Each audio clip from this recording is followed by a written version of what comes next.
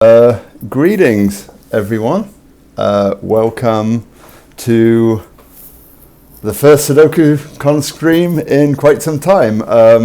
For those of you that don't know me, my name is Tallcat. I met many of you in the chat at SudokuCon, and with me today on my right is Malrog, coming live from the UK. Welcome to what is the first of what we hope is going to be a few regular SudokuCon streams. Yes, part 5, if you could post a link, that would be great. First things first though, can all the people in the chat tell us if the sound balance is okay, if you can hear us both okay? That would be great, because this is my first time really running this sort of thing. Okay, great. Thank you, Dream Librarian. Just also for those that are paying attention, I have my SudokuCon hoodie on, and I am drinking tea from my SudokuCon cup, now available at Cafe Press. Anyways. But yes, anyways, as I say, this is going to be the first of what we hope are a regular few streams as we build into the 24-hour stream that we are likely going to do in November time or thereabouts, and this is the first of what we hope is going to be a recurring series of episodes called Anatomy of a Puzzle. Now, this is actually an idea that Malrog himself suggested, so do you want to give us a bit of thought about what inspired you for this?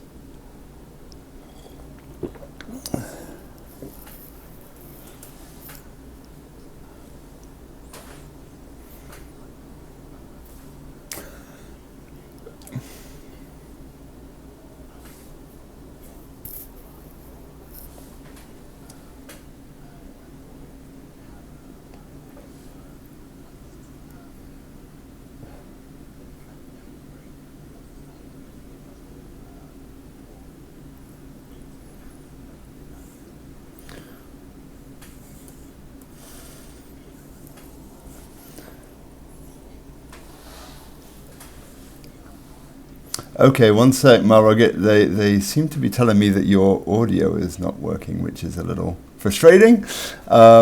Just give me 1 second. We'll have to hope you remember exactly everything you just said, because we'll figure that out. I think I know what the issue is, though, in that I need to actually, when I brought the stream in, I did not capture the sound audio output. Okay, do you want to say something now, Malrog? Let's see if that works. Okay, I will talk for a little bit and see if it works. Can we hear now? Testing. Yes. Okay, good. Great. I'm just going to turn that down because it's quite red. All right, so sorry about that, Malrog. If you want to take 2. That's all right. That gave me a trial run, so I can now give the real answer. No, the idea was like I'm a setter, and I really enjoy kind of explaining the setting process, and I thought this would be a great vehicle for having setters that can show that sometimes the setting process is luck, sometimes it's sweat and toil and everything in between, and just a way of really kind of diving into the whole setting process a bit more. So now somehow I've ended up being a solver rather than a setter, but maybe I'll be on the other side in a future stream. Yeah, well, hopefully. And again, for those people out there in the audience, we want to emphasize that if you're interested in perhaps taking part in a future stream, there's no hard and fast rules on this. If you want to be a person solving, if you want to be the setter having someone solve your puzzle, please feel free to reach out to myself, to Malrog, to James Sinclair, or to Chatty Cathy. We're kind of the sort of streaming team at the minute for SudokuCon. And yeah, please get in touch if you want to have a go at this for a future stream. Now, Malrog, when we first said, you can solve one of my puzzles, I think one of the first things you said was, okay, but we can't solve one of your hard puzzles. Have you solved many of my puzzles in general? And it's okay to say no. You put me on the spot here, but yeah, I have solved a few of your puzzles. I forget how many. I'm sure Logic Masters would reveal the horrible truth. But yes, I've solved a few. I've seen some solves of your puzzles as well, on CPC and in other places as well. And we, of course, made a puzzle together as well in the past. So, I'm relatively familiar with your tricks, I think. Yeah, actually, and that's a good point. You just mentioned so Malrog and I, random factoid, Malrog and I actually share the same birthday, April 25th. And so April 25th last year, we did a joint stream where we set a puzzle together. I think we got about 2/3 of the way through setting a puzzle. And then we had to finish it off stream because it was just going on too long. I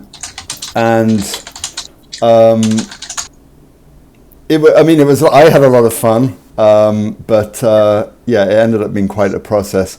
Actually had a feature by Mark and he ended up getting quite stuck on it, as I recall.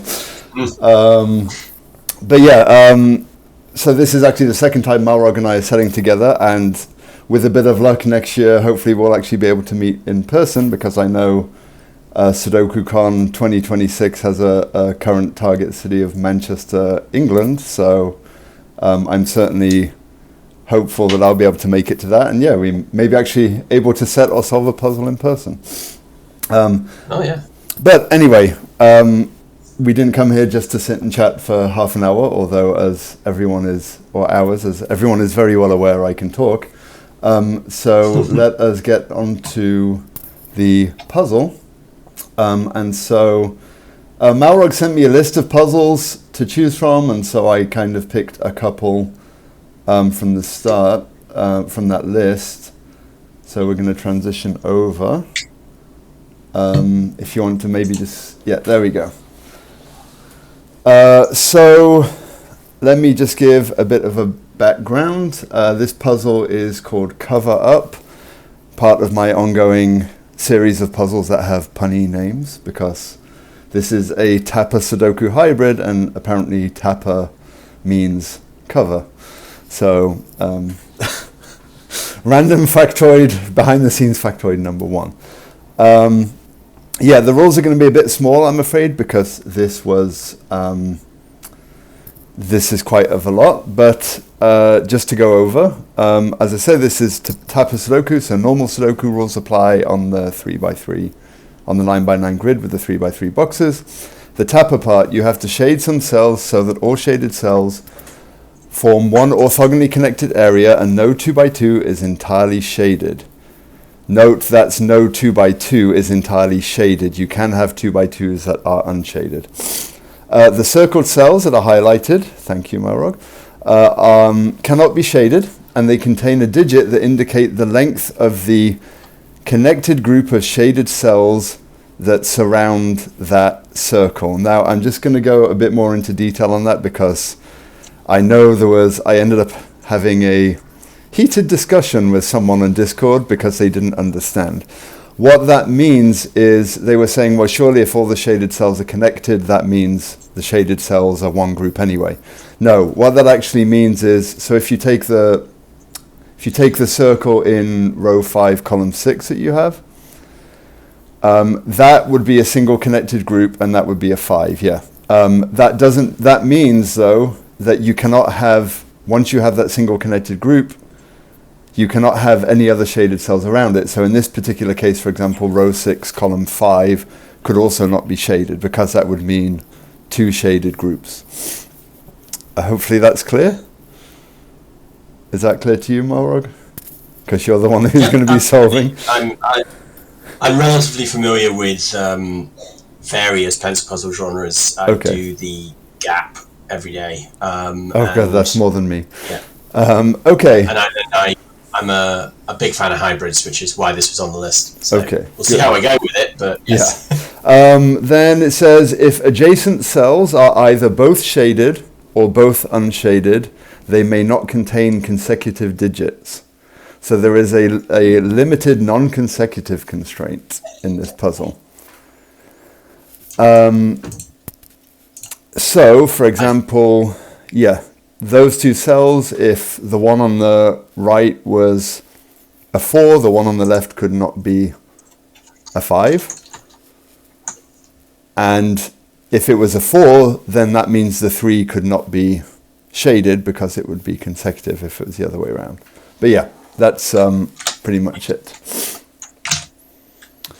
And then the final clue is that the sums outside of the grid, of which there are 4, above column 2 and 8 and next to row 2 and 8, are shaded sums, and the clues outside the grid indicate the sum of the digits in shaded cells in its row or column. And that's it. Cool. Yeah. So best of British luck. I'm going to start. I'm going to start trying to figure out a nice starting point. Meanwhile, why don't you have a kind of?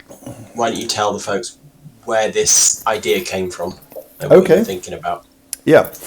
So this the inspiration for this puzzle actually came. I don't know if Demono is in chat, but this puzzle actually the inspiration came from a Katadoku pillar puzzle that Demono set. So I don't know if people in the chat remember the Katadoku pillar. I know Clover and Glipperall did a couple of live streams where they were solving huge swaths of that whole thing from start to finish. But one of them was a 6x6 by Demono with this exact rule set. Powerfly would like to know, is chat solving participation wanted? I would generally say maybe not so much, but if there are some really, really, really egregious points where we both get horrendously stuck, because I haven't solved this puzzle for a while myself, then maybe give us a shout. But otherwise, feel free to ask questions if you wish. But yeah, so that's where the inspiration for this puzzle came from. And I actually reached out to Demono and said, "Oh, I really like that rule set. I was thinking of making a 9x9 of it."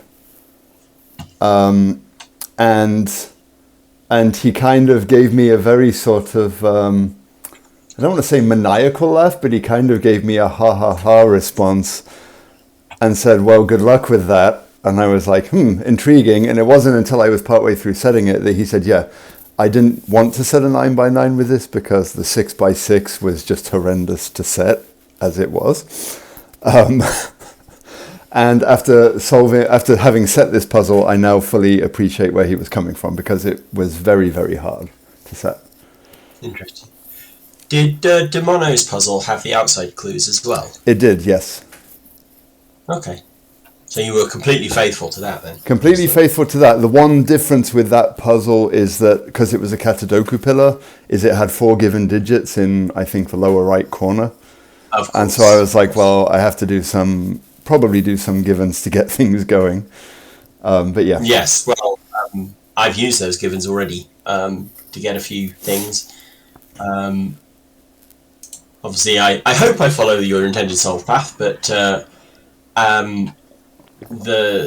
these two corners are going to be from, well, they can be at most 3, because there's at most 3 cells surrounding them that can be shaded. So they have to be a 2-3 pair. Similar logic on the bottom row to give me a 1-3. Yep. That gives me, this has to be at least a 4 and at most a 5. And then we have a bit of tapper logic that these 3 must be all shaded, regardless of how the 4 or the 5 sit around that circle. Which is interesting for the 22 clue, because, I mean, we're starting getting quite a few shadeds in here. I guess with 22, oh no, it's maths time. I think you need at least 3 for a 22. So I mean, a 30 is going to be a lot of shaded cells actually in some of these columns. 30 would be 9876. Yeah, so at least 4 cells shaded. Yeah, math isn't always my go-to, but again, because I was trying, I can blame Demono for that because I was really trying to be faithful to his rules. So it's not my fault; it's all Demono's fault. I've just realised those are both shaded as well. Yeah. Yep, that's true. But that is not necessarily the case down here. One of those has all 3 around it shaded, but the other is anything. Now, does Tapper have any of the kind of rules about... I'm just thinking out loud really here. Go ahead. About checkerboards. All the shaded cells have to be connected, but there is no rule about unshaded cells all being connected. Yeah, that's true. So I think that means checkerboards are allowed. Yeah, I think checkerboard is unfortunately... And they don't have any of the meta edge rules either that you get in Heiawaki and... Well, yeah, not Heiawaki, I don't mean that. I mean Yin-Yang. Yin-Yang, yes. Yeah. Yeah, unfortunately, as the pencil puzzle goes, it's a little flexible, and yeah. No, it's good. Interesting. But yeah, for me, this I've only set a handful of hybrids. I think I'm really not much of a pencil puzzle guy, and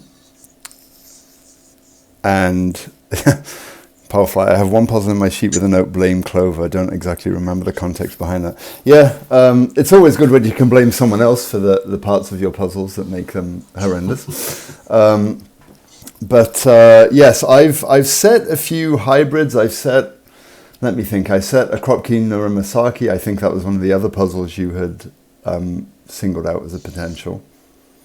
I've set a Yin Yang Killer.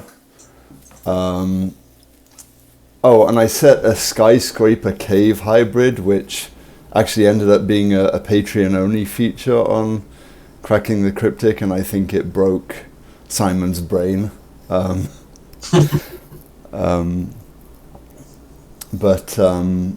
Yeah, pencil puzzle, I don't know why, I don't know what it is for me. Like, I have gone off and dabbled in some pencil puzzles, and usually if I try to set a hybrid, I'll go and do a couple. I guess is Roller Coaster considered a pencil puzzle? Because I have done a couple of Roller Coaster Sudoku hybrids. But yeah, I don't know why my brain doesn't quite grasp them as much as Sudoku.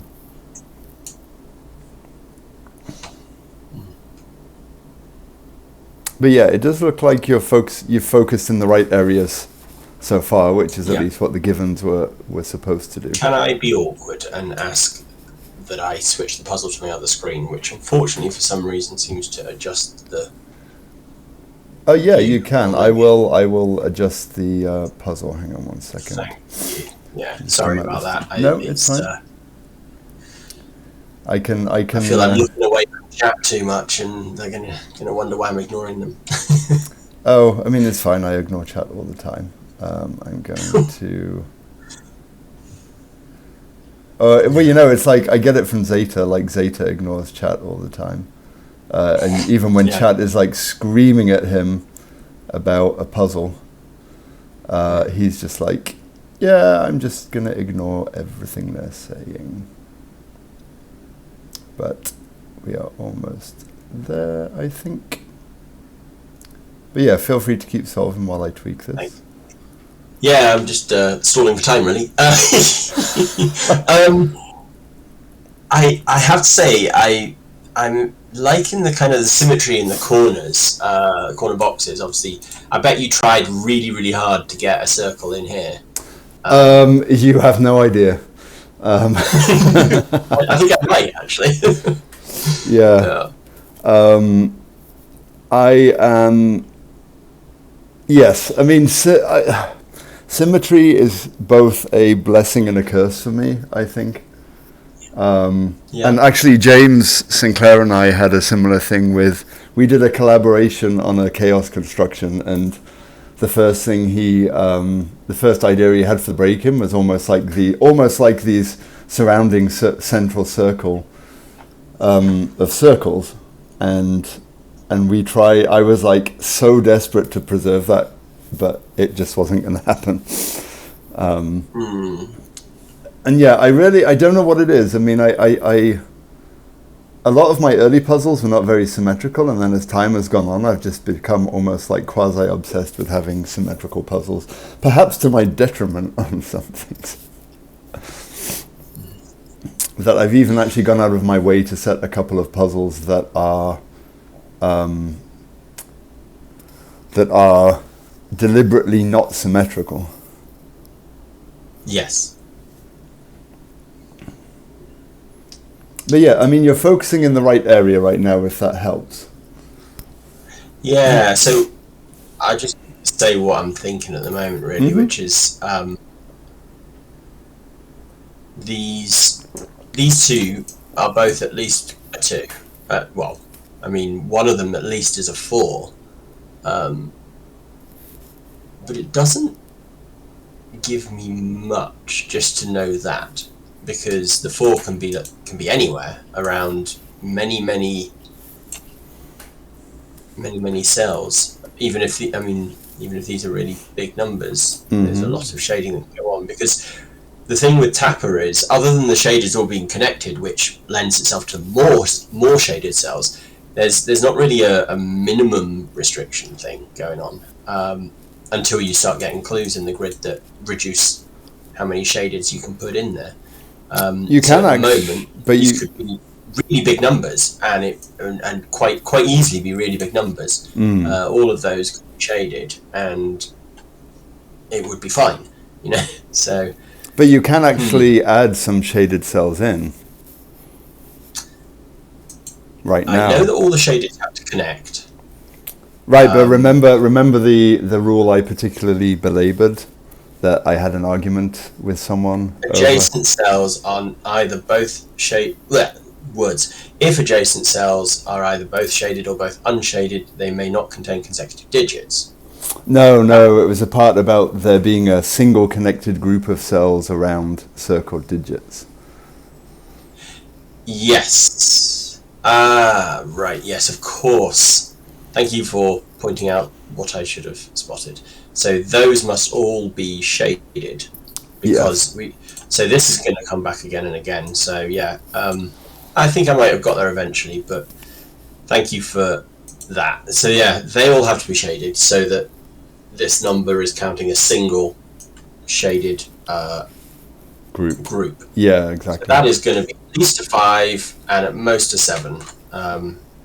Don't know if I want to notate that.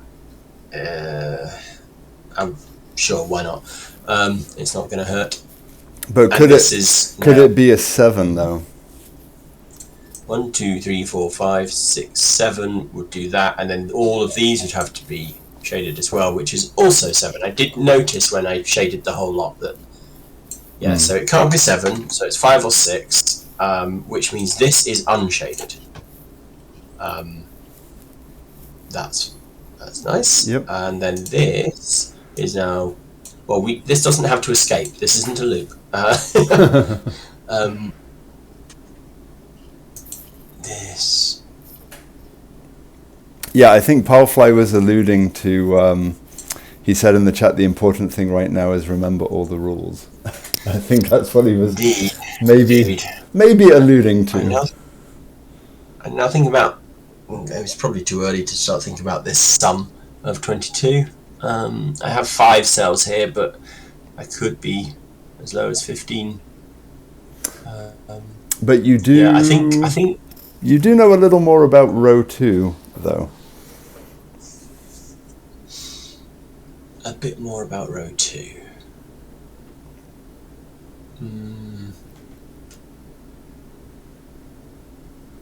Just in terms of, because remember this is shaded sums.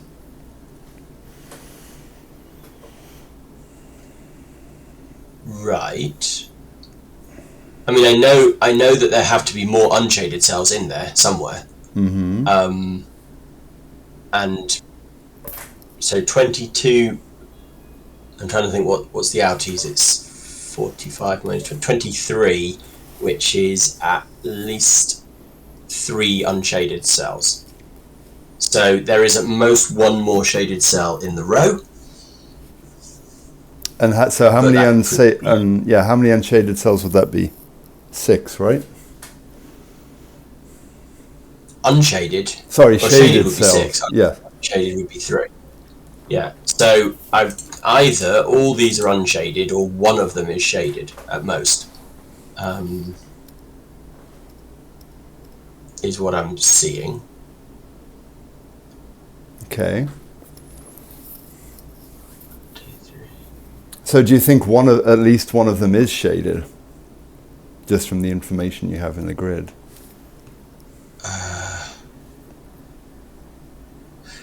Oh, it's maths again, isn't it? Because this is a high digit. Yes. Because this is not. So hang on. What's the outies? 9, 8, 5. No, 9, 8, and 6 is 23. So if that's a 6, then I could have 3 unshadeds, I think. I guess it's not quite maths. It's more that you have a 2-3 pair in row 1. So you know that one of the circles in row 1 is definitely a 3, right? Right. Yes. So when you were starting to set this, is this where you started with this idea of having the given 1 and the 2, 3 and all of that stuff? Yeah, I started at the top of the grid. The bottom row is kind of came in later, but I started at the top of the grid with the circles in the corner because I think, as you very very quickly pointed out, there's only 3 possible shaded cells around them, so you're automatically getting 2 of 1, 2, and 3. So I was like, okay, that's an easy place to start. And then I was like, let me throw a given 1 in. That given 1 moved around a couple of times, I will say. But that's where I started. Okay. It's an interesting idea to start with givens because obviously so many people, I mean, not necessarily one of them, but a lot of people try and avoid givens as much as possible. I think it took me to have a given to start with. Yes. I think it took me about 10 or 11 puzzles to start using givens, and I want to say I was very anti-given, and I think it was Jovial who kind of every time I kept saying I was anti-given, she was just like, no, givens are great. And then I finally started using givens, and I was like, oh, you know what? She was actually right. But I do have a general rule with givens in that I try to use them 3 times throughout a puzzle if I can help it. So that's like kind of my general rule. If I'm going to put a given in, I have to try and use it 3 times. If I can't use it 3 times, then I definitely use it more than once. All right. That's a nice rule.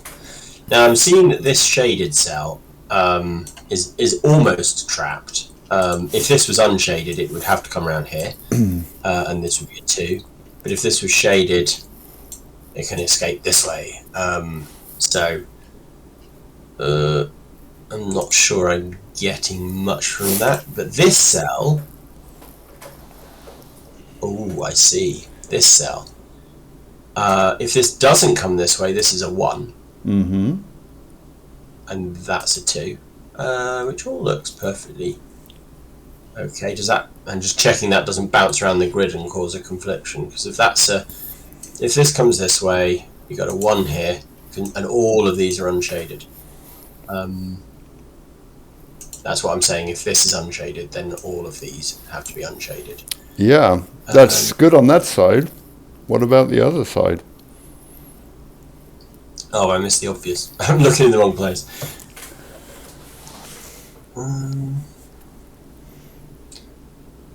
If this is unshaded, this is a 1. Oh, there you go. Okay, yeah, this can't be a 1, so this has to at least have another shaded cell here. So that's my last shaded cell in the row. And in fact, because this is a 22, I know that this is 9, 8, and this is 6. Yep. my first digit, which means that this is 10. Very nice. And by the no 2x2 rule, which I'm pleased to say I remembered straight away, and this has to escape as well, so we get a flurry, which gives us a 2 here. Now stuff's going to start happening pretty quickly now. 2 and 3. Well, I was going to say, what is it Simon says? Don't let the hubris, don't go to your head just yet. But No. When I said a flurry, it was a mini flurry. Yeah. A drizzle, if you will. Those are now all shaded as well. Yep. Because of the 3 in the corner. This is a 5. Just making sure I catch up on everything. Mm-hmm. I am going to mark this 22 as done, with a little X there. Yep. This is a useful little thing I like to do. Now, this is a 1, because it's only got 1, and therefore they are all unshaded. It's quite a powerful rule, and I'm guessing that is why it broke so often when you set with it. The tapper part itself was not too objectionable. It was actually the non-consecutive part that kept breaking. Right. Yes. And I've learned from experience that when it comes to global constraints, I mean, you and I have talked about this before, about my long-standing dislike of anti-knight. And I did actually, when we talked about it, and you said you had an anti-knight puzzle, and I did actually go and solve it, and I very much enjoyed it. And that was because it didn't rely on what I see as the anti-knight sin, which is you have to pencil mark that one correct cell to find the random cell that's a naked single, because it sees everything by Sudoku and anti-knight. Yes, yeah. And you steered away from that very nicely. And actually, I mean, I softened a little because the puzzle I mentioned earlier that James Sinclair and I were solving, set together, had an anti-knight rule to it, but it was somewhat limited, and that's about as far as I will go. But I think the issue with anti-knight and some global constraints is that they're just so powerful, and they give you very little control over the grid. Yeah. I will say, I think setting with anti-knight is easier than setting with anti-crop key or anti-XV or non-consecutive, which is crop key-ish. Yeah, and I did an anti-V with Zeta that was kind of rough, and I think I did an anti-V with Kajito that was actually, it might have been an anti-XV that was actually much better. But again, yeah, you put 3 clues in and the puzzle's like, okay, I'm done. It's like, oh, great. So yeah, even with the limited non-con of kind of having the split non-consecutive, it still broke a lot. Yeah. Well, I think I see where to look next. Okay. With these 2 circles in box 9, both of which have to be at least a 4, because they're. I mean, yes, this doesn't see a 1, but it's already got 2 beside it. So this has to grow to at least there, and this has to grow to at least there. Yep. To make these 4 and more than 4. Now, that gives me some digits. Well, sorry, it doesn't give me digits, but it gives me some shading. Again, like up here, these can't be as much as 7. Because then they'd both be 7. I like the repeated use thing. So they are 4, 5, or 6. I'm going to put that in so for when I inevitably forget that. It's okay, it happens to us all. Yeah, this digit again. Oh, this is a 4. There you go. That's cute. I like that. So that's a 4 in there. We put a 4 in, and they are there. And it's green or unshaded, I should say. the reason I looked at that actually was because I was wondering, can I block off the shading coming out here? Because then I would know that this was shaded because it would have to escape through here. Yeah. Which would be an interesting thing to know. Because this doesn't now have to escape through this corridor. But yes, it drew my eye to this circle. The symmetry thing, right? Do you kind of think, right, I'll try it and see how far I get, and then you're pleasantly surprised, or how does it work? Did you kind of do the top here and then realize that you could put the symmetry down here, and how does it work? Yeah, I mean, I think I realized very quickly that because at the top, for example, the beginning I wanted to force, because I knew very early on at the top that I wanted to have like I realize I'm looking off to my screen on the right and talking.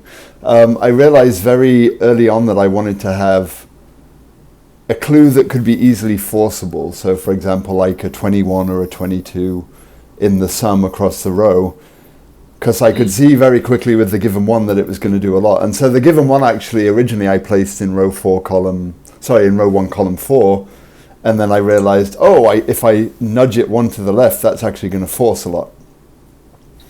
So that became very desirable to me, and so it built in a lot of what I wanted very early. And so I knew that if I tried to put a circle in row 2 column 7, that it was just going to break automatically because I couldn't have 8 shaded cells around it.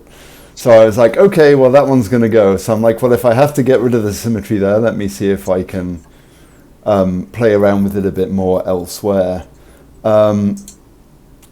And I mean, you can see even with the 1 and the 2, like the 1 and the 2 given digits are rotationally symmetrical as well. I tell you, I have a problem, and I really need help with it.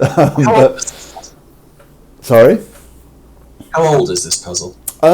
This is, I want to say 3 months old. I think I posted it in March time-ish on LMD. But it took me I was trying to set this for about 6 months because I had the initial desire to do it, and it was that thing of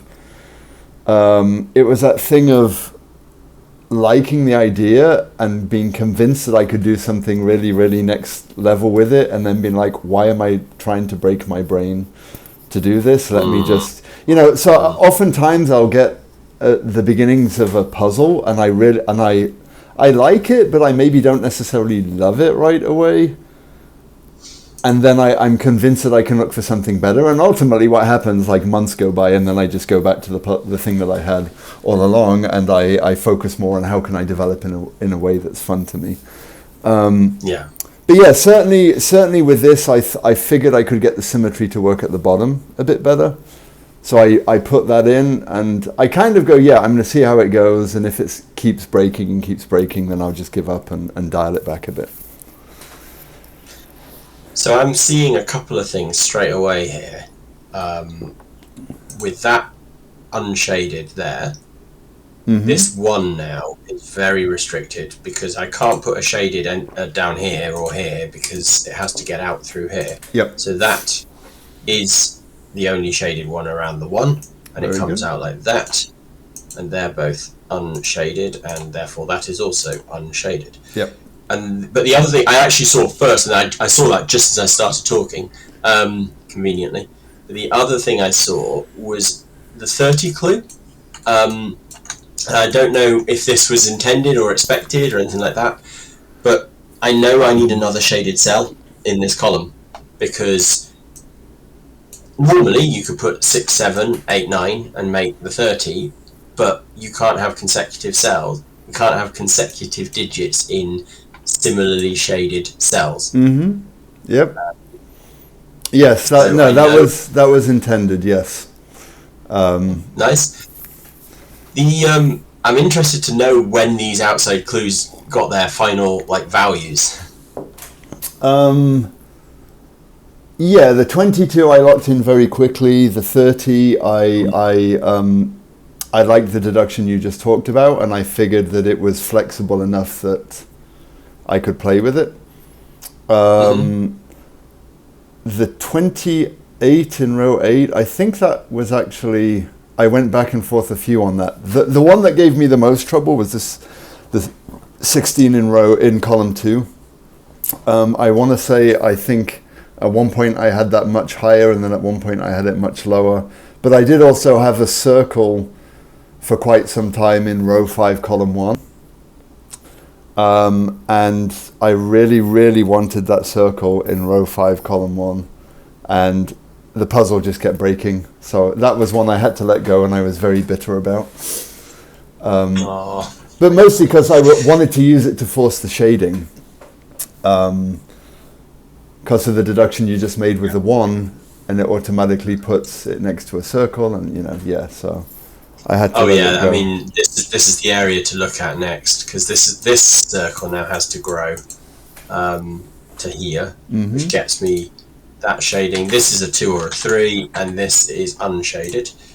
Yep. And this is at least a 3, but could be 4, 5, or 6. Yep. I probably won't mark that yet, because I was actually thinking again about the 30 clue and wondering if both of those are shaded. I don't think these can get big enough. Well, actually, can. There is something that you can do. There is something you can do in column 8 that might help you with that, if you think about digits. Okay. You have a digit in column 7 and a digit in column 9 that might help you. 2. Oh, right, yes. Oh, you gave me that one too easily. Yeah, sorry. But but I also like this deduction myself, so. No, that's fair. That's fair. So there is a 2 in here, and where that 2 is has to be the opposite shading to this, because they are adjacent. Got to do some Sudoku. Ah, there's a 3 there as well, by the way. I just saw the Sudoku in that column. Yeah, I should do a bit more of that, but for now. So yeah, the 3 is differently shaded to the 2, but that doesn't preclude these both being shaded. What digits are consecutive with 2? Oh. Yeah, all right. Sorry. Okay. Okay. Yeah, so that's a 2. So these can't both be shaded. Right. Because they are consecutive. So one is shaded and one is unshaded, and I will notate that with a multicolour thing. Yeah, I will just, actually that's a good point to give a great plug to Sven. Sven also was a sponsor for SudokuCon as well. Unfortunately, the logo he has doesn't quite fit nicely in, so I asked him to create a newer logo for us, just so we can include him. But Sven, his Sudoku pad is absolutely wonderful and keeps getting better. I'm hoping at some point, I know there is a beta testing kind of multi-solver version that I'm hoping we'll be able to stream with at some point, where you can have multiple people on the same link solving. But yeah, big props to Sven for all the work he has done with SudokuCon, and we appreciate and love him dearly for it.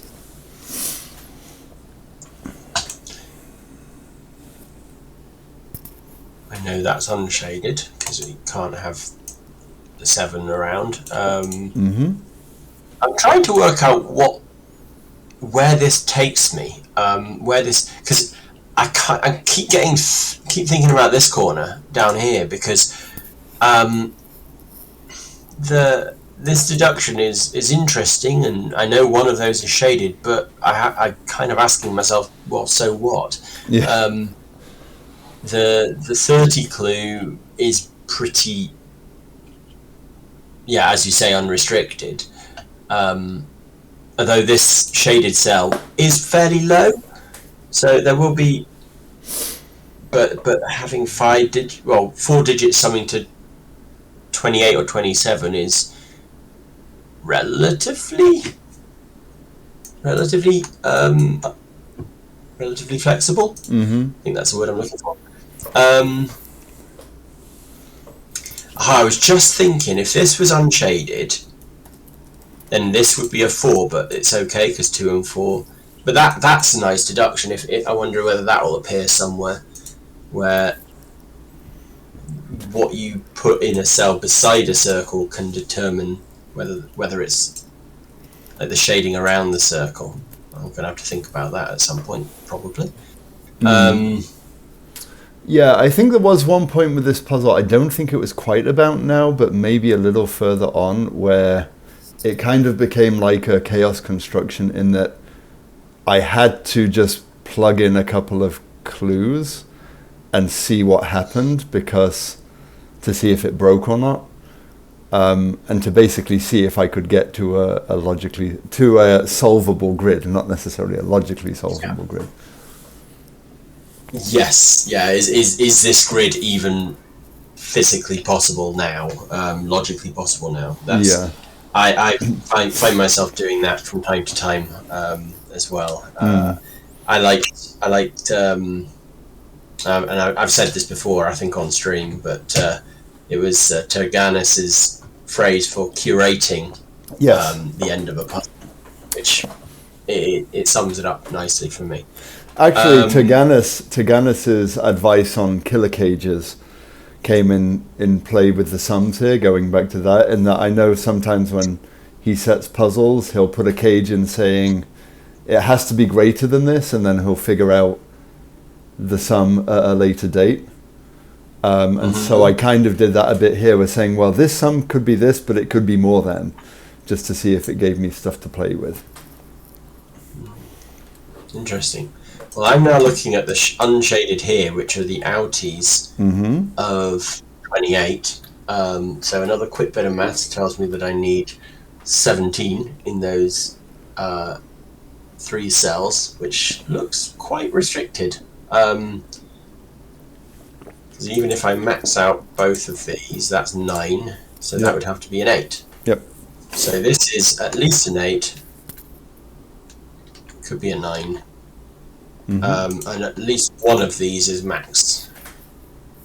So therefore one of those at least is shaded. Yep.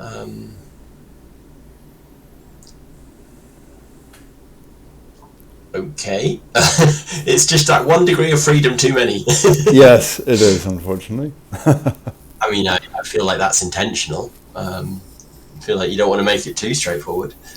Yeah, this is usually around the point that I start, when it's been a while since I've solved one of my puzzles, that I start thinking now what did I do here? Let me think about that.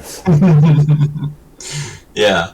I mean, you've chosen 28 here rather than 27 or 29. Yeah. For that reason, I guess, to have that degree of freedom. I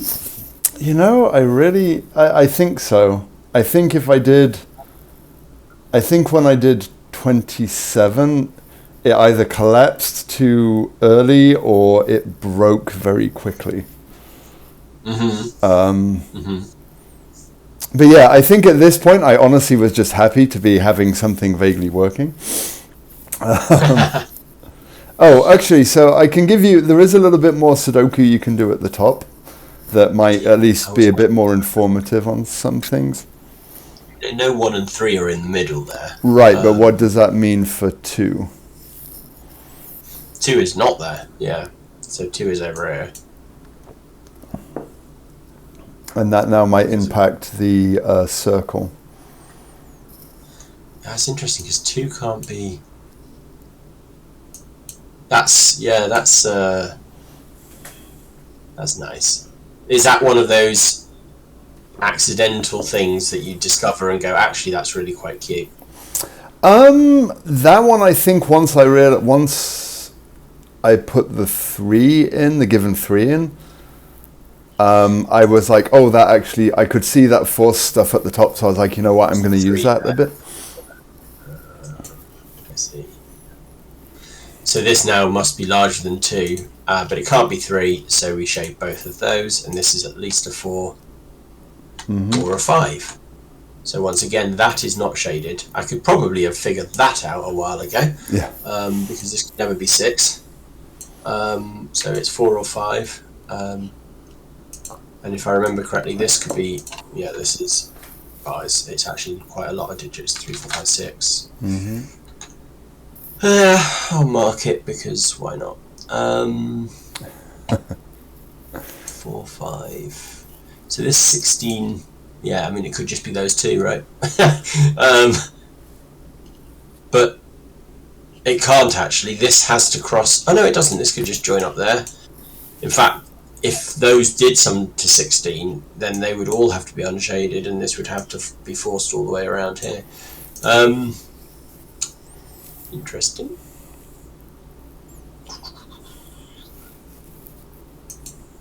So we've got the 2s.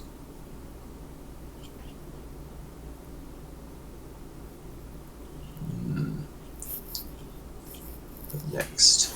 Yeah, and this is again, as I say, this is usually the point where I'm now like looking at this, going, okay, what did I think up next?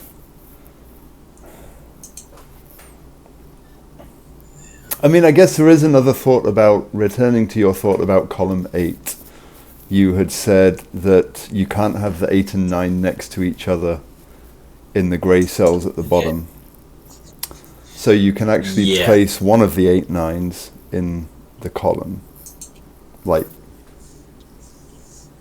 Right, I see. So that has to be 8 or 9, because they can't both be there. Right. That's 8 or 9. Am I going to have to start colouring 8 and 9s? No, I hope not, but, you know. Yes. I mean, it's fine, I don't mind. I actually did a full anti-colouring puzzle earlier today. I had the entire grid coloured before I put any digits in. I was colouring high-low XV dominoes. It was great. I actually quite enjoyed it. I did a puzzle by Clover and Glipper recently called Angel Wings, which ended up with a lot of colouring, and I think towards the end that just made my brain hurt. I think I'm not somebody who likes to pencil mark a lot, and so colouring puzzles, I think by their nature, you almost have to pencil mark a lot. Yes. So, given that you don't like to pencil mark a lot, do you kind of feel that comes through in your setting as well? Like the way that you solve affects how you set? I would say so, absolutely, yes. What I tend to do a lot is sometimes I will over pencil mark as I'm setting, or I'll plug something in just to a solver to see what goes on, but I will nearly always go back from the start and go through as if I was solving the puzzle and be like, okay, at this point this is the pencil marks that I would have, and what can I use from that. So yeah, I mean, would you say the same for you?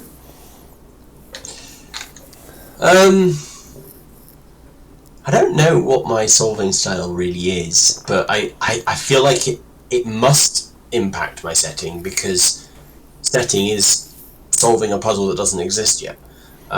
So as I solve it, now I will be using a certain amount of like. Sometimes I'll use the solver to go, is it broken, or the solver to kind of find any kind of hidden singles and stuff like that, which I might not have seen if I was setting it normally. But if I find the hidden single and it's like, all right, that's cool, can I draw attention to that cell or something like that? So now that the solver has found it, it's like, right, okay, can I? When I say the solver, I mean the computer solver. Once the computer solver's found it, it's like, right, can I draw the human solver's attention to that cell, because I wouldn't have seen it. Yeah. Now another human solver might have done. So I guess that's where I guess it comes out in my puzzles as well. My puzzles are generally like 3-4 star or less, which is where I like to solve. So I don't tend to make really hard puzzles because I can't solve really hard puzzles. Or I don't like to solve really hard puzzles, is probably the thing. Yeah. Now I'm looking in box 3 here because I feel like there might be something with this cell, because I have to fit a string of consecutive digits in those cells, 4, 5, 6, and 7. But this is consecutive to both of those, and sorry, it's adjacent to both of those, so it cannot be consecutive to both of those. So does that have to be? I feel like that has to be 4 or 7. Because if it's one of the central digits, it's going to. If it's 5, for example, one of those is going to have. Yeah, so if that's 4, this is 6, 7. If that's 7, this is 4, 5. Yep.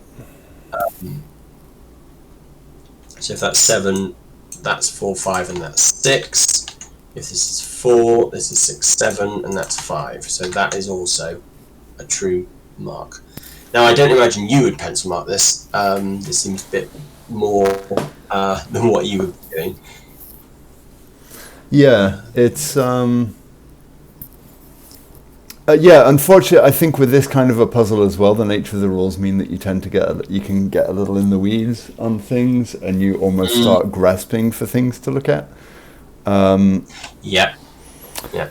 But knowing the setter, I feel like while this is a nice deduction, and I might have seen this and gone, hey, that's cool. Can I use it? I mean, maybe I can use this to figure out the 30 sum in some respect. I mean, I know there's an 8 or 9 down here.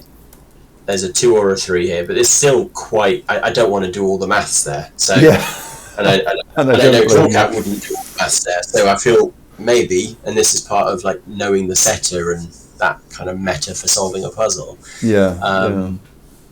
I'm gonna look elsewhere for now, at least. I'll come back if I get really stuck.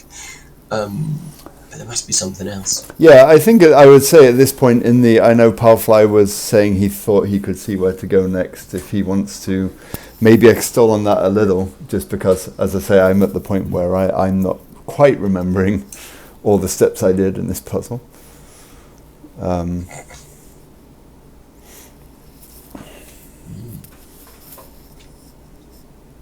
What if the maths is helpful? What if the maths is helpful?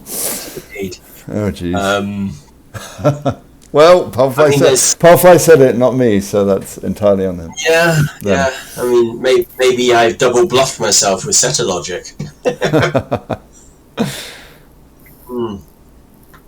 I'm trying to actually let me have a look at. I'm trying to think if that was what I was thinking. 1, 2, 3, 4, 5. Well, what are the outies? I'm going to work the other way around because the outies are fewer cells. So I need something that sums to 15. This is high, very high. I don't think that. Oh, can that? Hang on. I might have to minimize this. 8 and 1 is 9, and 2 and 4 is 6, and that is 15. So yeah, I have to minimize the unshaded cells. Maybe that was what you thought. Maybe that was what I thought. Although I think I guess one disadvantage one weakness of mine when it comes to anything kind of math related that I try to avoid too much, but I often fall into, is using either a killer calculator or having killer Sudoku sums up on a separate thing. And I realize sometimes that I take that too far. So maybe that's where that came in. But okay, well, at least we have progress there. Yeah. It was actually, I would argue that looking at the outies rather than the others made it very straightforward. So I don't think that's an unfair step at all. Okay, good. I'm glad you. What I did do there, which amused me a little, is I immediately shaded this cell, and of course that doesn't have to be shaded. Yeah. This could come this way, which would be very interesting for this, obviously. I mean, it could go both ways, so I'm not yet going to shade that cell. It could be a polyamorous 3. It could be a polyamorous 3 and go both ways. Sorry, Pride Month joke. No, you're fine. So there is a 9 down here, we know that. more Sudoku you can do? That Yeah, 8. you can do a little Sudoku with the 4s in the bottom. I remember that. Oh yeah, I was just trying to remember which digits I'd just put in. This tends to be my problem with solving, is when I do put in a lot of digits quickly, because a deduction comes and naturally a number of digits follow, I don't always pick up on all of the outcomes from that, like the 4s here giving me a 4 over here. And that can make me stuck at times. But yes. 4 removes 4 as an option from there. 1, 2, 3. So it's either could be quite a lot of shading going on over there. And 3 is getting somewhat pincered in that box as well. 3 here. No, 3 in box 7 just in general is getting somewhat pincered. Oh, it's over here, isn't it?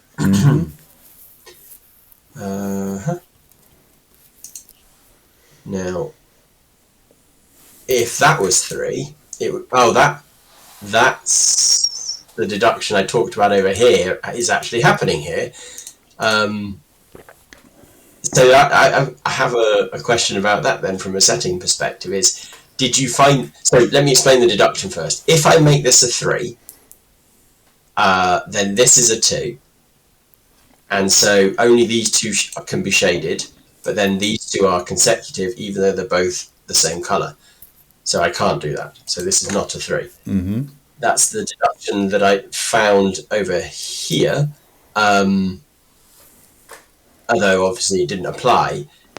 Did you do the same kind of thing where you found that concept where the digit next to a cell and the shading around next to a circle and the shading around the circle all sort of intertwined and created a deduction? Did you find that and then go, right, I need to put that in somewhere? One, I think I actually had the 3 pencil marked in all 3 cells for the longest time, and then was like, am I missing something here? And then was like, oh, that's kind of neat. I like that. So yeah, that was much more of I stumbled across that by accident. Oh, nice. Yeah. I mean, it is, and this is the thing with settings. Sometimes we do find things by accident. Yep. I really hope that gives something though. That's the thing. What I do know now is that one of these circles is a 3. Which, well, I mean, this is already 3. But if that's okay. Oh, interesting. So if this is the 3, then it grows like this. And then this has to be at least a 5, and therefore it's actually a 6. So this can't be 5 now, which is a neat small deduction. Do you look for those like kind of tiny whittling away kind of deductions? Are you a big fan of that? Sometimes if I get really, really stuck in a setting, and especially a puzzle like this, it breaks really easy. But I do also sometimes favor more easier Sudoku ones, like what's happening in column 8 right now. If you have a look in column 8, based on at the top, yes, you have a naked single. 1, 2, 3, 4. Could be 5, can't be 6. Well, the square above it, actually. Oh, yeah. All right. Sorry, that was a bit of a low blow, but yes, I honestly, I was just staring at box 7, and I was like, I feel like I'm missing something, and it was staring me in the face. 7, and this is 5 now, because that is also naked. Then we have a 6, 9 down here. Nice, which makes that a 5. So that is unshaded. And now I have to remember my deduction, which I think... Did I say that one of those Oh, yeah, that's right, for the 28 clue. Mm. Now that that's minimized, so the outies of 28 were 17, so that has to be 9 and 3. Yep. Plus the 5 makes 17. So that's 9. Colours. That's 9, that's 3, which makes that a 6. And we do get all the shading. How very exciting.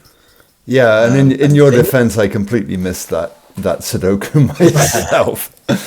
That happens to me sometimes when solving a lot, is that I get a deduction in my brain. And I guess it happens to some of the best of us, like that my brain just starts going on to the next thing and not looking at where I've been and taking my time. It's fascinating, actually, because I see sometimes, as a setter, sometimes I will put some deductions that layer upon top of deductions. But if you do something in an area of the grid and it produces a result elsewhere, your attention is drawn there and you start looking there, even though there's still more to do where you were. I don't really know what the good grief, help. I don't really know what the kind of best way to tackle that is. I see it happen. I saw it happen. I can't remember which particular puzzle it was, like Simon with his mega brain was solving a puzzle of mine, and he'd made a deduction somewhere which caused some logic elsewhere, and he kind of moved away, and it was like, no, you still need to look there because there's more to do. Yes. You won't get anywhere without it. And so it's hard to control the grid in that way. Yeah, I think I was actually, I know when we were talking before setting up the stream, I was saying, we should try and pick a puzzle that can maybe rehabilitate some of the deductions that I get accused of. And I say accused because like I'll watch people solve it and they'll try and come up with this huge long chain, and I'm always just like, no, you don't have to do that huge long chain. Just break it down into one question at a time, and it makes it nice and easy. But I guess I just have a reputation, shall we say? Right. Yes. Whether it's deserved or not is an entire other thing. So I'm just doing a little bit of Sudoku down here, along with considering the non-consecutive in the grid. So there's a 1 there for sure. Yes. And there's a 2 and a 7, and either a 1 or an 8, which is very interesting for the consecutiveness. So I think that means this has to be 2 or 7. Right. And then if that's the 7, then this is 1, 2. And if that's the 2, then this is the 7, 8. Yeah, that's looking good. Yeah. What else can I do? This is the thing.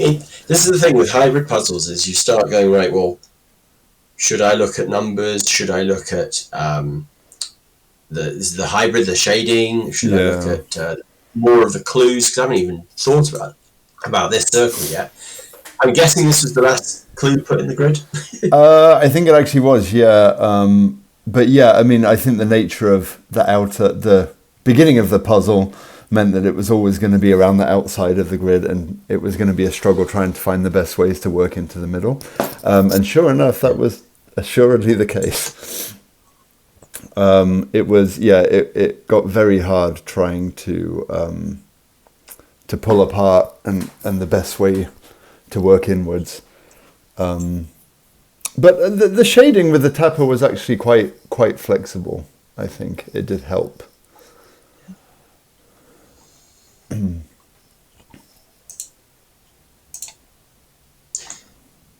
do have a little more Sudoku you can finish up in box 3, by the way. Oh, I'm sure there's plenty of it around. I'll get there.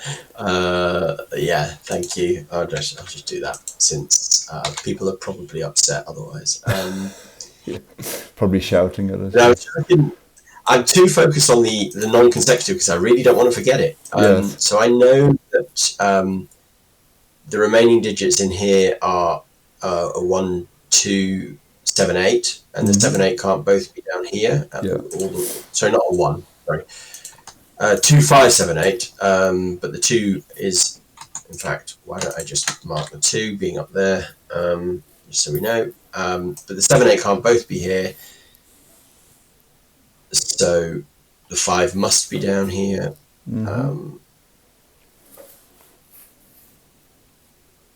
I don't know whether that gives me much. The 8 can't be there, but yeah, big deal.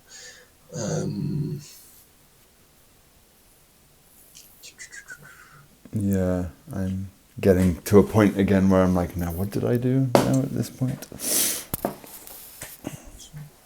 Yeah, it's some guy says you never know if you're missing some interesting clue that creates a whole whirlwind, or if you're missing some Sudoku. Yeah. But yeah, I actually think it was probably around this point in the puzzle that I started with the, okay, can I actually make a solvable puzzle here? Carl is saying, friendly reminder, don't forget the rules. Apparently both of us have forgotten the rules, which is a little worrisome. Yeah. I mean, which rule? That's the other thing. There's so many things to look at. Yeah, this one is quite rough. So, that's a good setting question while I stare, hopefully, at the grid. You go into a puzzle like this, you know what the rule set is like, but are you feeling like generally your puzzles tend to be quite vanilla constraints? Is that an aversion to long rule sets, or what's your take on rule sets? I mean, I don't know if I necessarily have an aversion to long rule sets, because anyone who's seen like some of my 5 stars, some of my 5-star, like I have a roller coaster J Dyer deconstruction, and then I have a roller coaster chaos deconstruction, and the rule sets for both of those are quite hefty. The other hybrid I did that I mentioned earlier, which is called Shadow, which is a skyscraper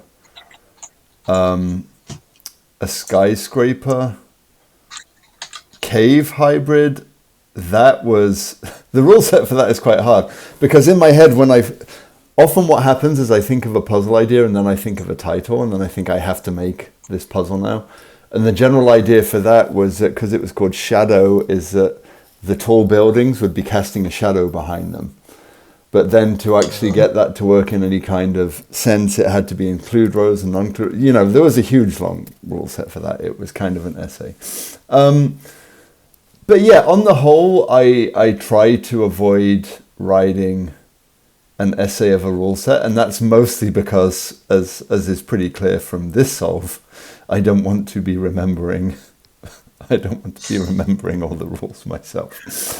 Well, on the plus side, I have used Sudoku to get some actual digits, because I realised that 7 in box 9 is in row 7, so actually this is a 5-7 pair. Okay. And then this is 2-8, and that does stuff over here. That's a 7, that's a 1, that's an 8. Okay. But you can actually do a bit more now at the bottom, I see, with I can probably do more in various places. So I will get there, I hope. Yeah. 1, 2, 3, 4, 5. Right, so that's a 6-8. There. I when I get down to triples, I generally like to pencil mark it, just because otherwise I will forget what I'm doing. I am terrible with scanning. Oh yeah. Well, this is the 1, 2. So of course this is the 7 in the middle, with the 1, 2 either side. 6, 8. If you apply that to row 9, column 4. Row 9, column 4. Oh yeah. So this has to be the 5. Yep. 7, 8, 6. Thank you for stopping by, some guy. Oh no, wait, sorry. He's talking to Mr. Don. Glad you could join us on the plane, Mr. Don. Thank you for doing so. Yeah, safe landing. Okay. But yeah, I mean, I don't know if I would say my puzzles tend to be, I guess, as you say, vanilla constraints because I don't want to do long rule sets. I think it's mostly because I think there's interesting stuff to be done with them. And I'm kind of like, I think when I did my setting video for CTC a few years ago, I said at the time there seemed to be this drive, and it's probably still going to some degree, and I don't necessarily see it as a bad thing because I think new constraints and new ideas are a good thing. But there seemed to be a drive that every time you set a puzzle, it had to be something brand new and never seen before and this or that. And it's like, well, why?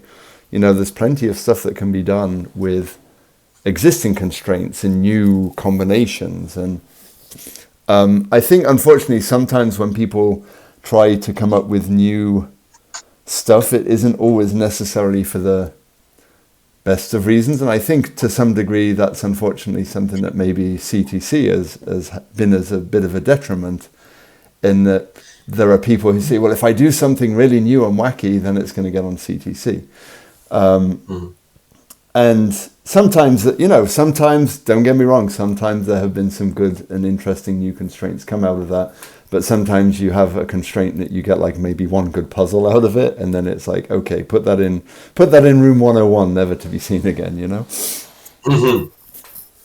Yeah. I mean, I am always coming up with new ideas for things. I have the right kind of brain for that, I think.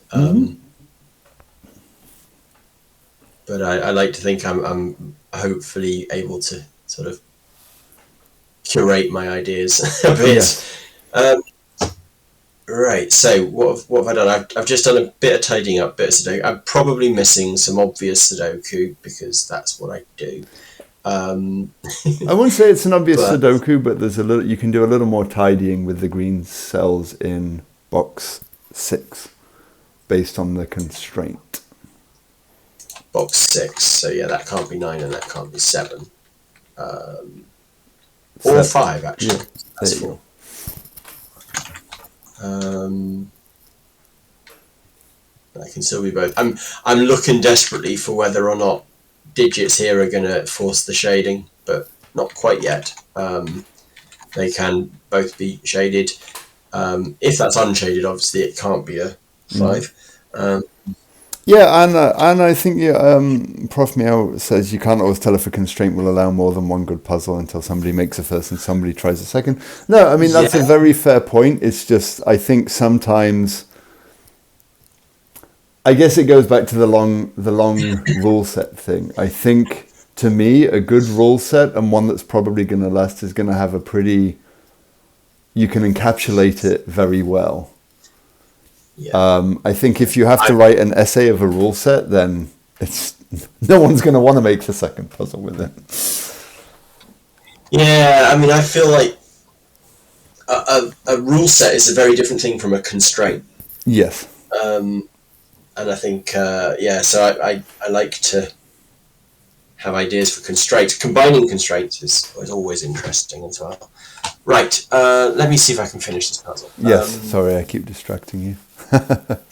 Keep distracting you with setting conversation. But no, I mean, I think we've largely moved through this reasonably well. Yeah, it's not been too bad. We've been about an hour, right? Yeah. Okay, what do I need to look at? The top shading and the bottom shading do need to join somewhere. Yeah. I'm looking at this 16 because I got this 8, which was actually a naked single, which was quite fun. So I had a 6-9 here, nice. So that was the 8 for the row, which affects the 16 sum, obviously. I can have at most 3 shadeds in the column, and they would be. I mean, they're all low digits left actually. 1, 2, 3, 4, 5. Yeah. There is actually, I mean, you might laugh at this. This isn't something that I intended, but there is actually a naked single a funny naked single in box 1. In row 3, column 3.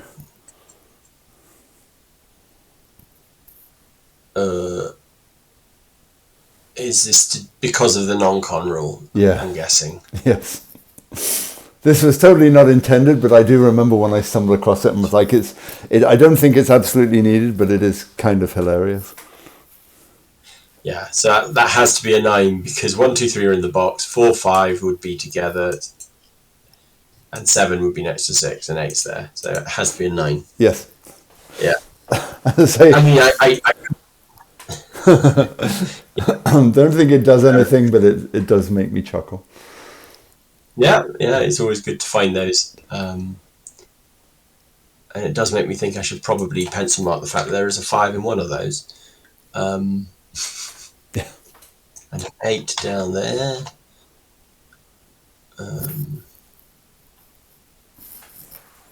This is the desperation Sudoku. No, it's fine. It's fine.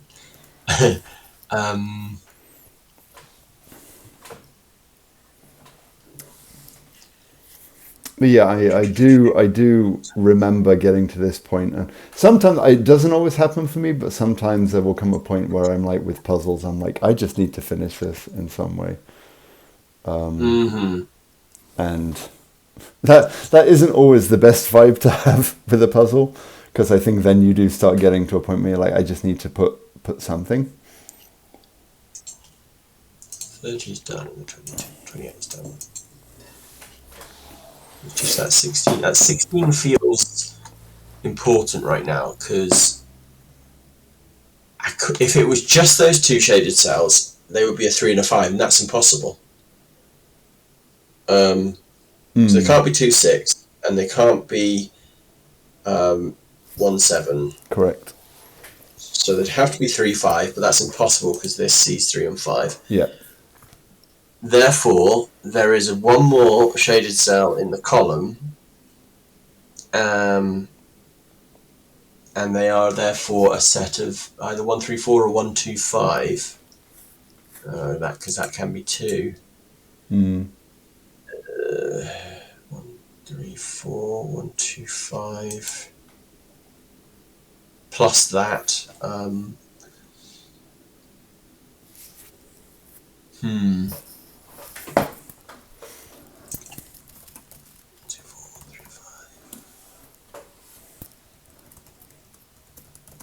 Is that relevant? So that's 2 or 4 only. Yes. Therefore, and this is 1, 3, 4, 5, which is not very helpful. But this is 2, 4 only, which is cool. Oh yeah, that's true. That one rule, the controversial rule. Apparently, yes. Apparently, there's forgetting a controversial rule, and I'm really not even. It's the one I forgot at the start. Oh, okay. Oh, no, I know what it is. I've spotted it, yeah. Okay. The one about everything being connected around a circle. Yeah, there's one cell that we should have unshaded. We should have unshaded. That's going to assist a bit. Row 6, column 7. Oh, here. Because of the 4 clue. Yes. Okay, and I mean, yes. I had to. I had to say, okay, reminders which, because I was staring at the grid and going, I have no idea what they're talking about. So that's 9. So the 3 has to come to the right to escape. Yep. Which unfortunately doesn't give me any more digits. But that now, I was about to say that if that's shaded, that's a 1, and then they're all unshaded. If that's shaded, it's a 1. That's absolutely fine. Yep. Oh no, wait. Yeah, sorry. If that's shaded, that's a 1. That's a 6, and there is no issue with the consecutive stuff. So that's probably how it's going to end up being, because that would do stuff with twos and ones and things. Yeah. I mean, it does go to show, that whole point does go to show. I was staring at the puzzle as well, and I mean, I made the down puzzle, and I was missing it as well. Does that happen to you? Have you ever gone back to solve some of your older puzzles and be looking at it a year later? Yeah, I've done it. I did it for some competition puzzles. So I set some competition puzzles for the UKPA. Oh, cool.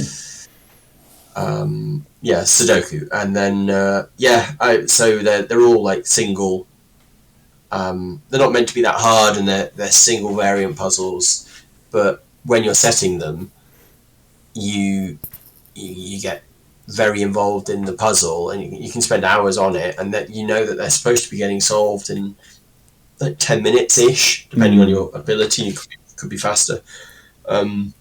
So you need to go back to them completely as fresh as you can to be, and obviously you have other people testing them as well. But yeah, so certainly there I've gone back and tested them later and found out whether or not they've actually been as fast as I hoped they would be. 3 in this box is there or there. It's not helpful. This 9, does this 9 do anything now? 9 is there. Ooh. I do, and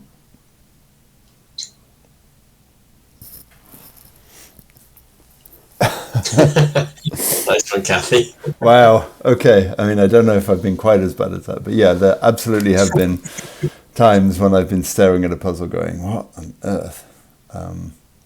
6 is also on the left in box 4 for what it's worth. Yeah. It's a little less restricted. Mm-hmm. And 1 is in the middle of box 4. Yeah, I'm reluctant to start pencil marking triples like this. No, that's fair.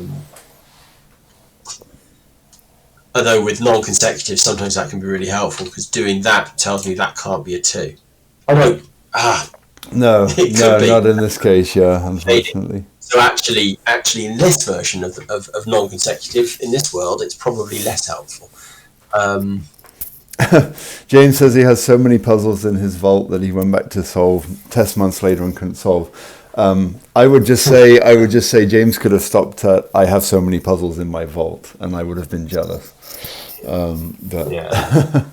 The man is a setting machine. What am I looking at here? There's a 7 and there's a 4. There's a 4 in one of these two. I feel like... What am I missing? Okay, so the 4 being there is interesting, because that means 4 is definitely in one of these two. Mm-hmm. Which I probably should have figured out from just looking up that column. So if that's a 4, that's a 5. Those two are shaded, and they're 1, 3 to make the 16 sum. Yep. So 4, 5, 1, 3, and so that would be a 2 in that world. Otherwise, this is shaded. This is 4. Mm-hmm. So this is a 2, and we need a 1, 5 down here shaded, and it would be in there. Okay, yeah. I've seen what it is now, and this is one of the steps that I was like, oh, it will do. Okay, so yeah, in that world, you said it would be a 1-5 pair there, right? Yeah, it would have to be. And the cell above it would be unshaded and would be a 3, which is next to the 4. Yeah. I think that was one of those deductions that I was kind of like desperately trying to get something, and I cringe at that one a bit. So that was definitely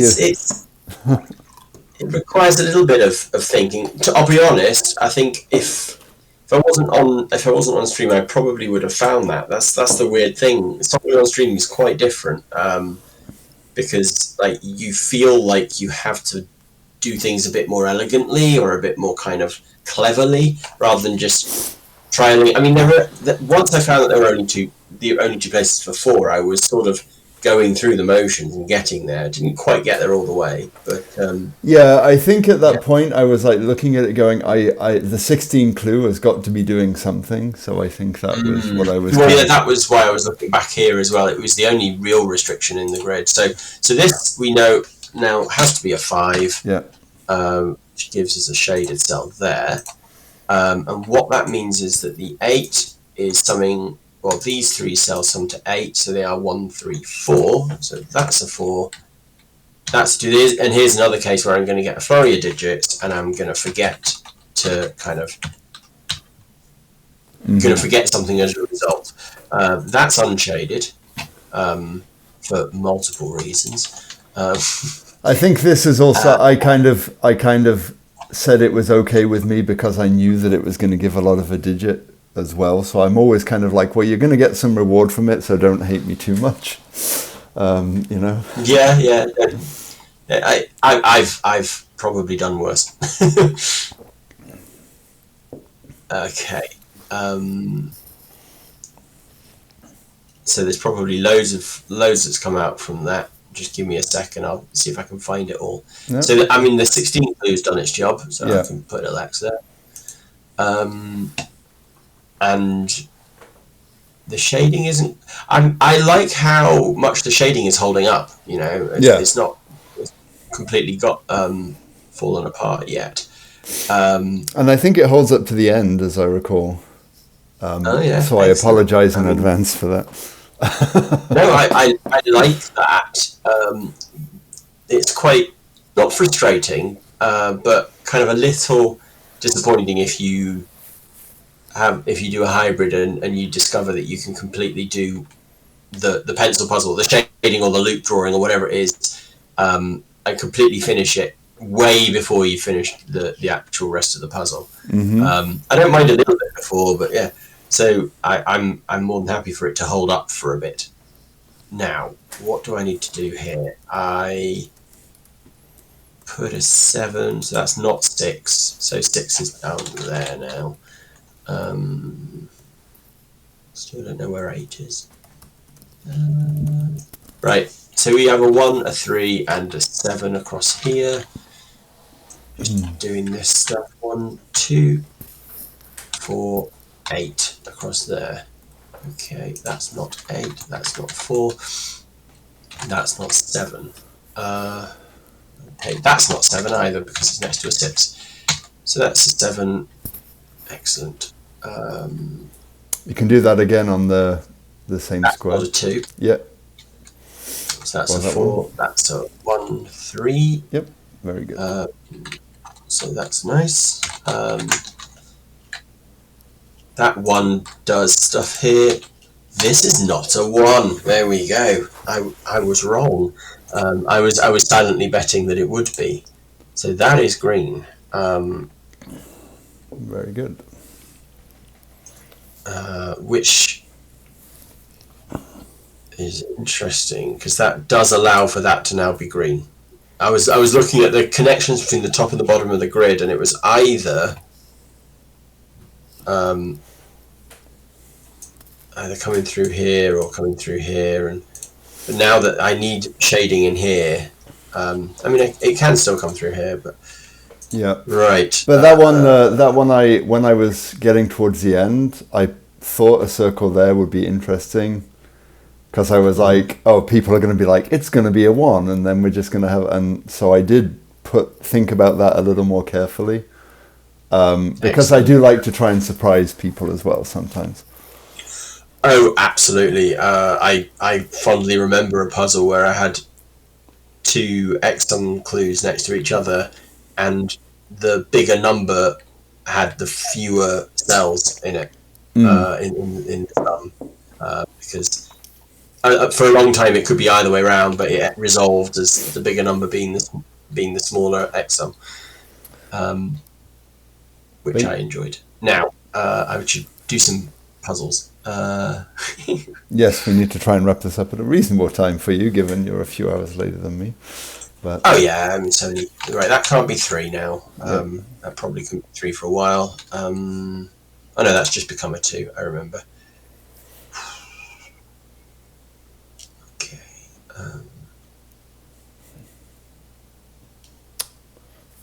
You could actually look at that circle a little more, though.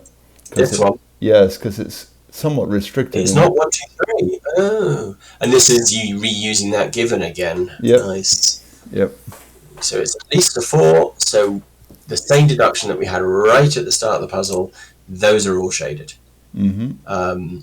So it's a 4 or a 5. I should put the other option in there. Nice. That is interesting. There is a 1 in those cells. What else is in there? 2, 8, 3, 9.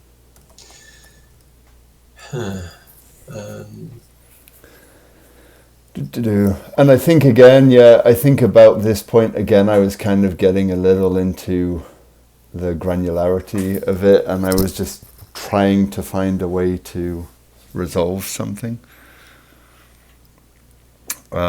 So these last few deductions are not the cleanest. Hang on, I'm being blind. There's a 3 there. That's a 9. Not too blind. This is the thing I was doing. I was like, right, what are these digits? What's this left? And I was coming up with too many different digits to fit in those 5 cells. So it's like, oh right, yes, there's the 3. That's why. So that's 9. That's 5. That's 3. So I think that one in the middle has to be 6 or 8 by Sudoku.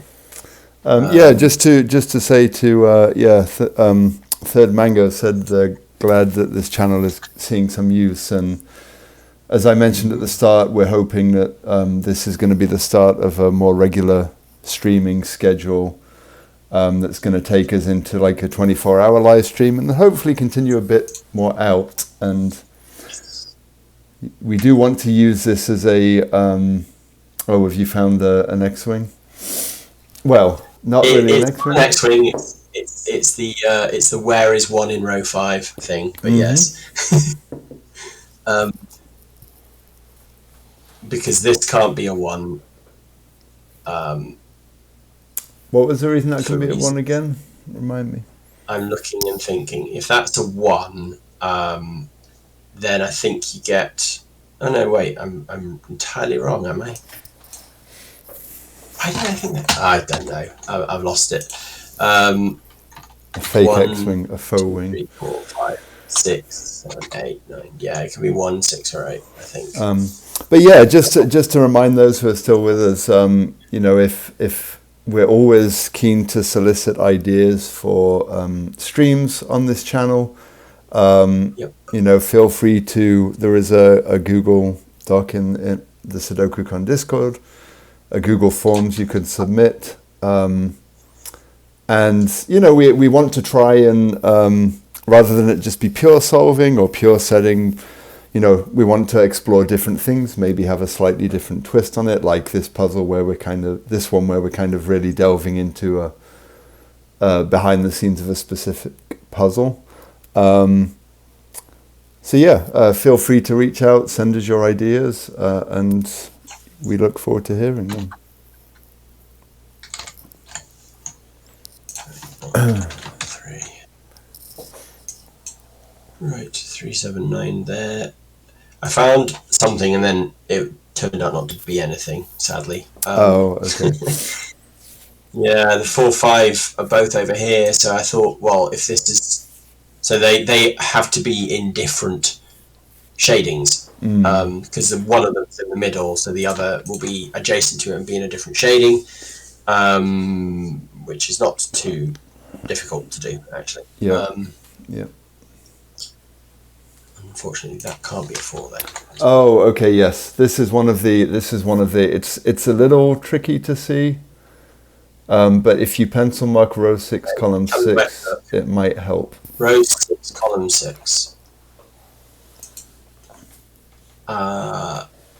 1, 2, 3, 4, 5, 6, 7, 8. Yep. But it... Right. If it's 8, it's shaded because it's next to a 9. If it's 4, it's shaded because it's next to a 3. And if it's 5, it's shaded because it's next to a 4. So it's always shaded. Yep. I don't know if that's the intended thing, but it's a start. That's kind of cool, actually. That's really... I think that's really cool that it's shaded no matter what it is.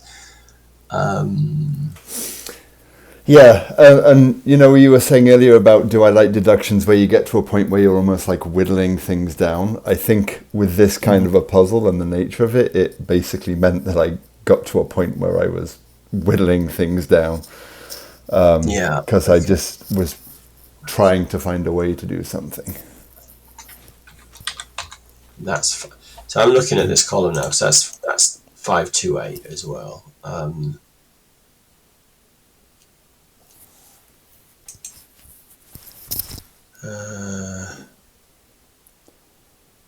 So in a world where that's not the 4-5 pair,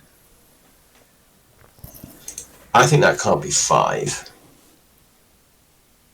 Because if that's 5, that's 4, and then they're both unshaded. Correct. So that can't be 5. So this is the... So now I have a 2-8 pair. Yep. Which gives me a 4-5 pair there. And actually Sudoku might help you here now. Always. There's the 8, giving me a 2 and an 8 and a 2. Which... I mean... Now I'm just gonna put this in here for a second. So that gives me a 1-6 pair in this row. There's an 8 down there, so that gives me a 3 and a 1 across here. Removing the 1 from there. That's the 3 in the box then. Yep. In the middle. Okie-doke. 2's are done. 1's are here and here. The 8 that you got in box 2, you can figure out the status of. Oh yes, yeah. I was too busy on the Sudoku to think about No, the it's fine. I wanted to wait until you got through that before I mentioned it. Yep. So that has to be unshaded now. Yeah, there's some... This is between 1 and 6. Wait, hang on. Okay, so this is the same colour as the 6 beside it. Yeah. Whichever way around it goes. Yep. Okay. 1-6 pair. So what are we left with in the row? 7, 9, and 5. So the 5 has to go there. That's right. 5. That's the 7. That's the 9. That's the 7. We've got a 5 and a 7 over here. And that's now a 4. So that is unshaded, which means that that's a 6 and a 1 and a 1. There we go, keeping things tidy. I think we're probably just about there, but I am so impressed. Look at how this shading is holding up. It's still not fully resolved. We could come through here, or we could come through here and connect there. I'm very impressed by this. Thank you. The way this holds up. Yeah. I really like this. But yeah, I think you're pretty much there. Yeah. So that's 248, but there's probably some removals I can do somewhere. This is where my incredibly bad scanning comes in handy. That's 468, but it's not a 4. So I have a 6-8 pair in the row. That's a 4. Okay. That's the 9 in the box, I suppose. So I have a 2-8 pair here. You also have a 2 in that box as well. There's the 2. I was looking for that. I was like, this definitely gets resolved.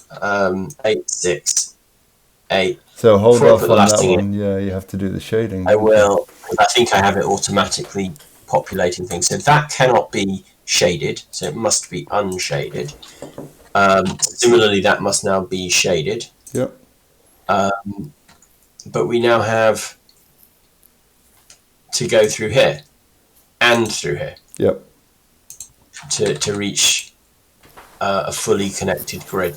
Yep. And this is obviously 6 Voila. to finish. All right. Nicely Nicely done. Very good. Yeah, that was. That ending actually came out a little. I think because you were focusing more on the Sudoku at the end there, that actually came out a little smoother than I remembered it. Because there is another deduction around the row 6, the row 5 column 6 circle, and you kind of almost got onto it, where you said that the 1 has to be next to the 6.